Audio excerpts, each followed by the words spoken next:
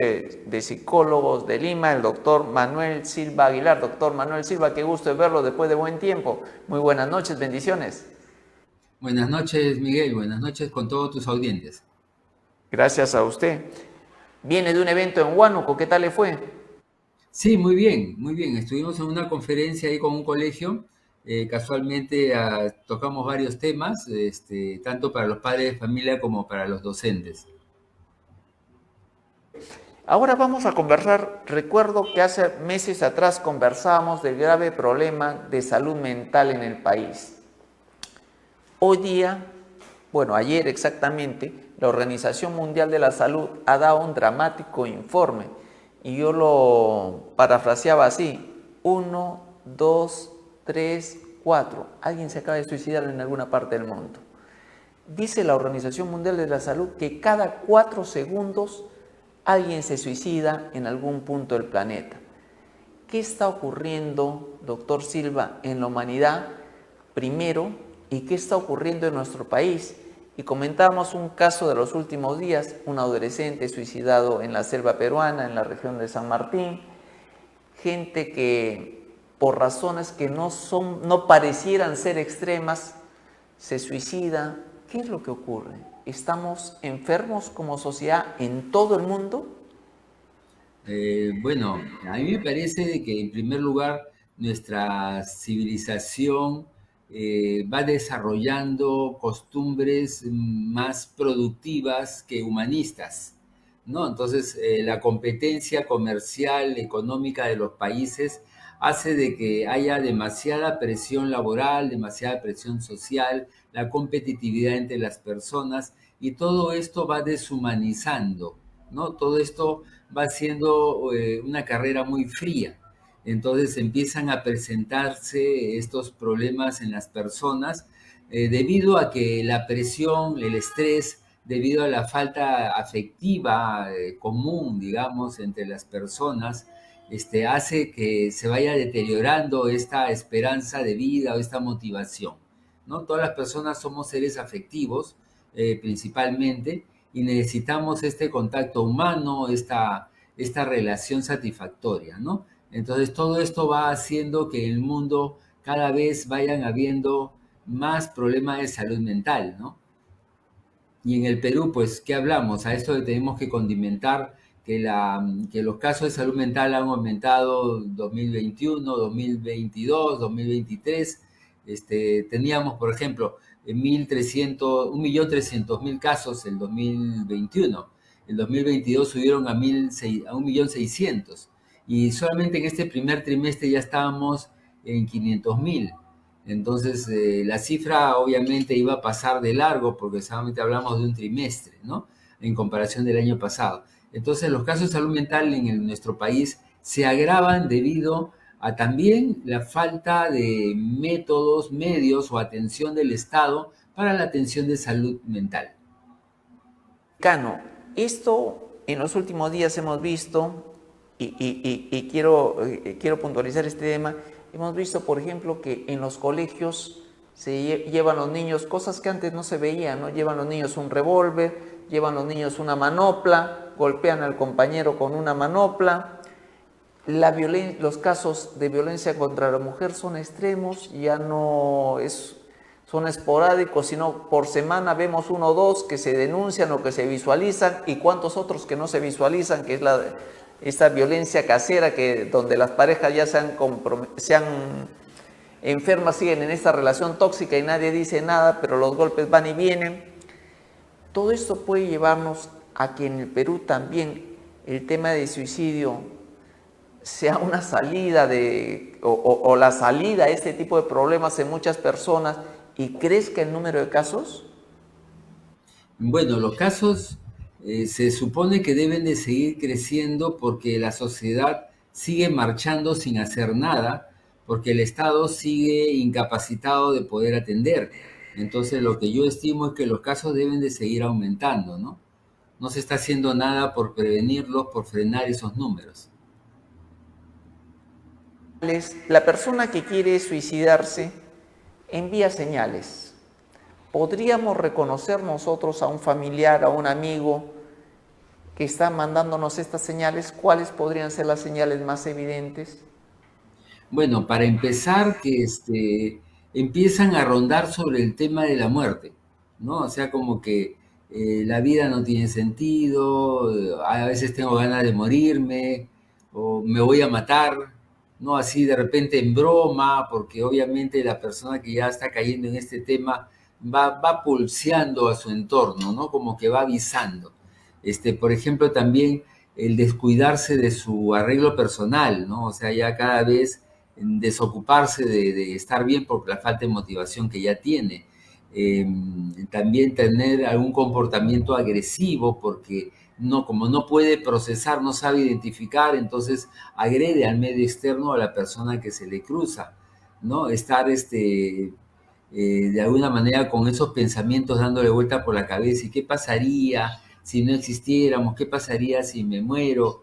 ¿No? Estar preocupado por todo ese tema. O de repente expresar culpa por muchas cosas, ¿no? Sí, yo tengo la culpa que se pelearan, yo tengo la culpa que mis papás se divorciaron, ¿no? O sentir vergüenza, ¿no? Vergüenza de un lugar, del otro, no querer comportarse, digamos, con una actitud o una conducta más firme, ¿no? Más segura.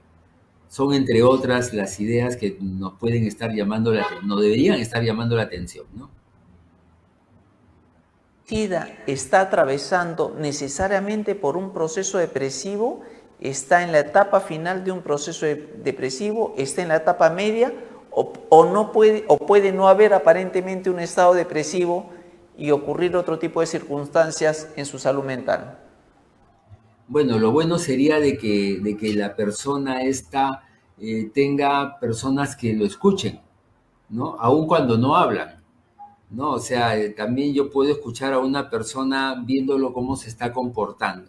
Entonces, si no hay quien lo esté visualizando, todas estas señales van a ser mudas, ¿no? Entonces ahí es donde la persona puede llegar rápidamente a una etapa final, ¿no? Por eso es importante que entre las personas nos observemos afectivamente, no observarnos para, digamos, para criticarnos o comentar sobre nuestra vida, pero sí observarnos para ver si es que algo cambia en nuestra personalidad, en nuestro rumbo habitual, ¿no? Si yo antes era de un carácter y de pronto me vuelvo de otro carácter, son una pequeña señal de alerta que debo empezar a observar mejor qué puede estar pasando, ¿no?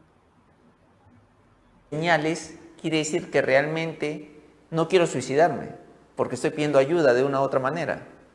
Claro, definitivamente le está pidiendo ayuda, pero no porque no quiera suicidarse, sino porque no quiere enfrentar una realidad que lo agobia, ¿no? Entonces, sí está pidiendo ayuda, definitivamente que sí. No solo que él no sabe cómo decirlo, porque cuando él dice, es que no tolero la relación laboral, es que no tolero mi aula de clases, entonces siempre se le responde, no, pues que yo va a pasar, tienes que ser fuerte, tienes que tener más seguridad en lo que haces en tu trabajo, o enfrente el problema, así me pasó a mí, así le pasó a fulano. Entonces como que se desvirtúa su pedido, ¿no? Entonces se va haciendo transparente, no se le escucha. Tiene que haber, para llegar a esta etapa del suicidio, un factor desencadenante muy contundente, muy fuerte, o ese factor que desencadena puede ser el más simple, el más nimio que ocurra. Es que en realidad no es el factor lo que lo lleva al suicidio, es el proceso, ¿no? O sea, él ya ha ido acumulando, esta persona ha ido acumulando una serie de, por decirlo, quejas a la realidad, ¿no? O sea, a la realidad que él no puede enfrentar, ¿no? Ha ido acumulando estas quejas, estos cuestionamientos al mundo que lo rodea, y de pronto llega un suceso que puede ser muy mínimo o puede ser muy grandioso.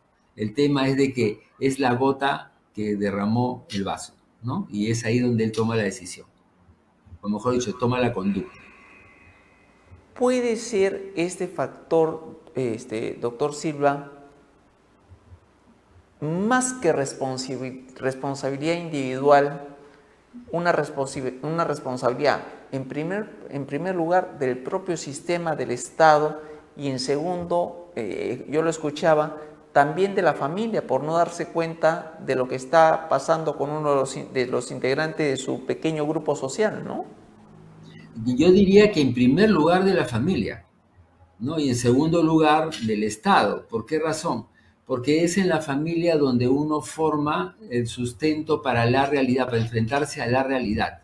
Entonces, cuando la familia no ha sabido educarse internamente, es decir, a los hijos, formarlos con la perspectiva de ser capaces, la perspectiva de ser autónomos, de tener objetivos claros para su vida, entonces va haciendo que el niño se vaya formando desvalido ante la realidad que no es capaz de afrontar.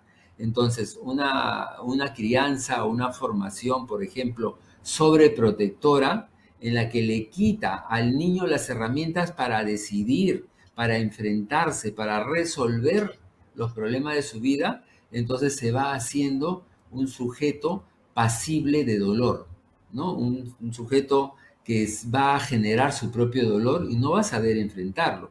Por eso las familias tienen que ponerse claro el objetivo de dedicarse en sí mismo. Pero el problema está que cuando una persona o dos personas supuestamente adultas se juntan, tienen un hijo y forman una familia, están continuando con su vida sin darse cuenta que lo que están haciendo es fundar un núcleo social, que es la familia. Entonces, si yo me diera cuenta que al casarme yo estoy formando este núcleo familiar, entonces yo me tengo que poner en la perspectiva de una nueva conducta para formar el hogar. Si yo tenía problemas emocionales, de repente deudas emocionales con mis padres, con mis tíos o qué sé yo, que yo no he sabido resolver, entonces cuando fundo el hogar transfiero estos remordimientos, estos odios, estos rencores, los transfiero en la familia, ¿no? Entonces acá viene lo vital de la familia, que es educar a los niños principalmente en autonomía, ¿no? Para que los niños sepan afrontar la realidad. Y ya, en segundo lugar, lo que tú mencionabas, el Estado. El Estado es el superpapá, ¿no? Es el superpadre que tiene que proveerle a todas las sociedades, pero tiene que proveerle sistemas de salud, ¿no? Para que ellos puedan tratarse estas dificultades que pueden presentar individualmente. Esta es una pregunta que creo que todos nos hemos hecho siempre. ¿Es el suicida, independiente del grupo etario al que pertenezca, muy valiente o muy cobarde? Supuestamente de una mente sana, quitarme la vida nos hace pensar que no somos capaces, por lo tanto el que es capaz sería valiente. Pero para una mente, digamos, trastornada en este problema, una mente afligida, suicidarse es para él una cobardía, porque no aguanto la realidad, soy cobarde ante la realidad. Entonces me suicido no como un acto heroico, sino como un acto de huida, de escape, ¿no? Entonces yo creo que calificar un suicidio como cobardía o valentía no nos corresponde como terceros, porque nadie sabe lo que cada persona ha pasado, ha vivido o ha sufrido. Entonces yo desde mi sanidad, digamos, de mi salud, yo no puedo entender la mente conflictiva del otro. Entonces yo podría calificarlo según mi proyección, más no del valor determinado de cada persona. Por eso nosotros no podemos, nadie debe de estar calificando si se suicidó, es bueno, es malo, es valiente o es cobarde, porque cada uno tiene la propia carga de su propia historia, ¿no? Cada uno tiene su propia carga. ¿Cómo puedo, de repente, yo siento que alguien está enviándome señales, yo trato de ayudarlo, trato de conversarle, de venderle cosas positivas y de futuro hacia adelante, bajo mi percepción, que no necesariamente él lo va a percibir como yo se lo estoy transmitiendo? Entonces mi ayuda sería nula. Entonces, ¿qué tendría que hacer una persona? Claro, es que la ayuda no necesariamente es al 100%. Cuando uno ayuda a otra persona, nos damos cuenta que es diferente dar que recibir, ¿no? Si yo tengo un vaso pequeño y a mí me da de 200 mililitros y a mí me dan 200 mililitros, ¿no? En cambio, si otra persona tiene un vaso de 500 mililitros y también le dan los 200 mililitros, yo puedo entender que a la que le dieron el mayor vaso le están dando menos, pero en realidad les han dado a los dos igual, ¿no es cierto? Entonces, cada persona va a recibir diferente a lo que otro le da.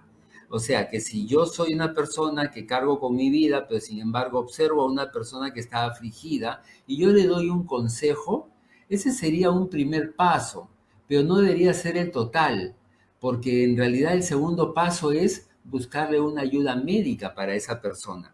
Nosotros solamente podemos apoyarlos y una vez que empezamos a notar estos indicios, empezar a controlar o vigilar de que no vaya a una conducta suicida o a un intento.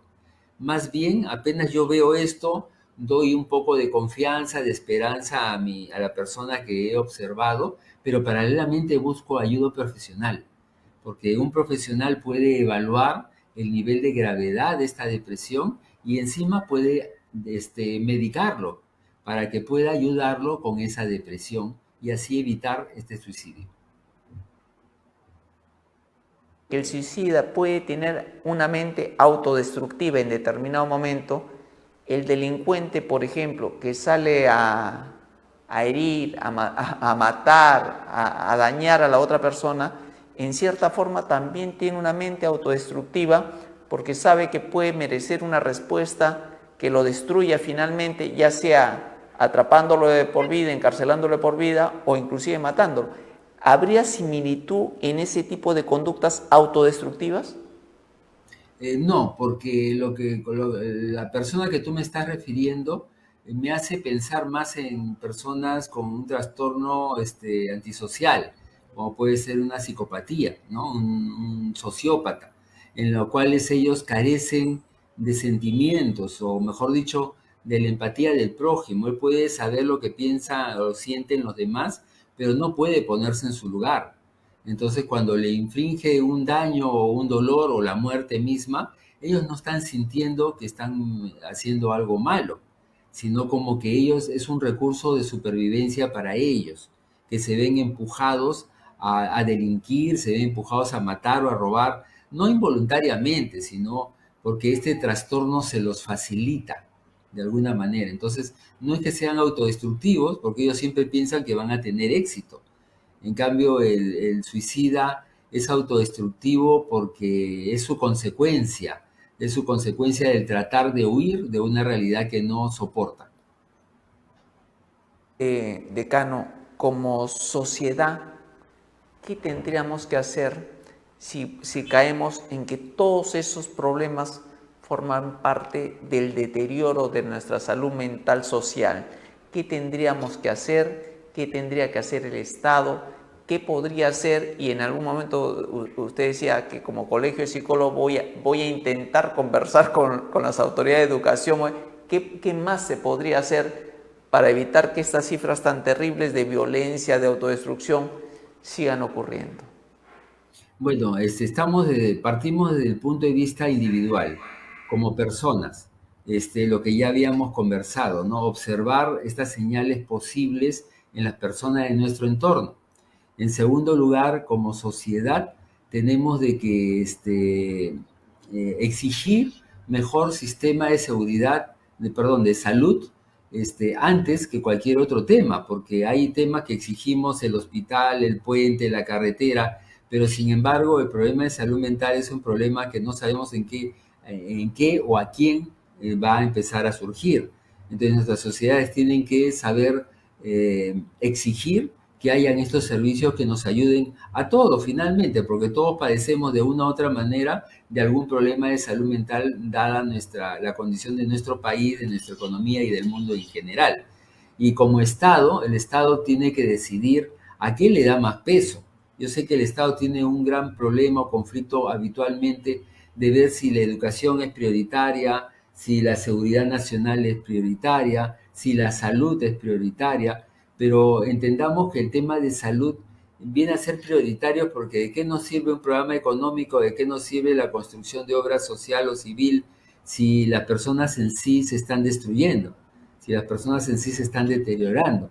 ¿no? Entonces, yo creo de que sería mejor inversión tratar de afrontar los temas de salud mental para que las personas puedan tomar otra perspectiva. Porque si bien el suicida ponte que de repente no se llega a suicidar, pero sin embargo no tiene esperanza de vida, no tiene esperanzas de afrontar sus problemas, no tiene motivación, no tiene actitud. Entonces es un mal una persona que va a producir menos, mal o nada, ¿no? Entonces yo creo que el Estado tiene que decidir sobre el tema de salud es prioritaria, porque no sirve de nada que los actores estén deteriorados cuando estamos buscando otro tipo de, de producto, ¿no?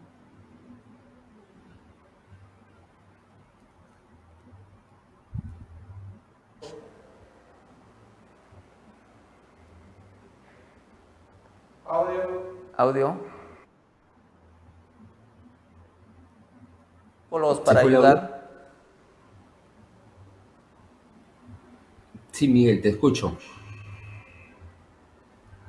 Me escuchó, doctor, decía, ¿qué puede hacer Sí, el colegio de psicólogos para puntualizar? ¿Qué podría hacer el colegio de psicólogos para ayudar? Por ejemplo, en los colegios tenemos muy pocos psicólogos, tenemos 1 o 2 en los grandes colegios para 500 alumnos. En los centros laborales tenemos al psicólogo no para que ayude al trabajador, sino para que vea cómo lo despiden porque no produce. Entonces, ¿qué podría hacer el colegio de psicólogos para despertar pues a nuestros políticos, a nuestros gobernantes y decirle que están mal las cosas y que algo hay que hacer, como usted decía? claro, durante este año, por ejemplo, nosotros hemos estado viendo el temas, los de diferentes temas que han ido surgiendo, ¿no? Como por ejemplo el tema de la psicología educativa, dado de que el bullying estuvo de alguna manera dando noticia por el tema de los efectos post pandemia, entre otros, ¿no? Entonces, hemos estado tratando de ver ese tema de cómo se abordaba. Hemos tenido algunos contactos con el Ministerio de Trabajo, perdón, algunos trabajos con el Ministerio de Educación, por ejemplo, para ver cómo se hacía para incluir más psicólogos, por ejemplo, en las plazas Serún, en colegio.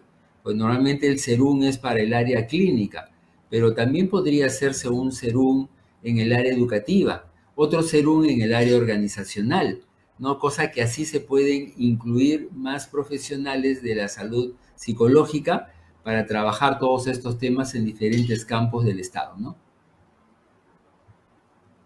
Seguir conversando para ver si sensibilizamos a la opinión pública y a nuestros gobernantes.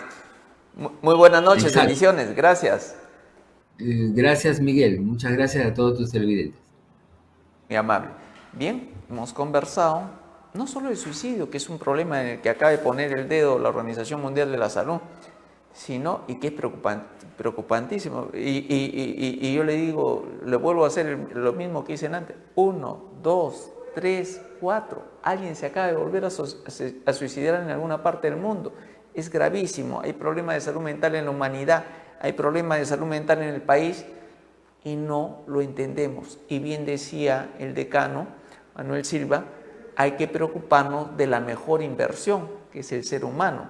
¿Qué invertimos en puentes? ¿Qué invertimos en obras? ¿Qué invertimos en infraestructura económica? Si lo que necesitamos es que como seres humanos estemos preparados para producir más y para producir con alegría y vivir con alegría, ¿no? Sin problemas y sin alteraciones ni perversiones de ningún tipo, ¿no? Eso es lo que nos queda de reflexión luego de esta entrevista. Vamos a una pausa y volvemos con más en Hora 7.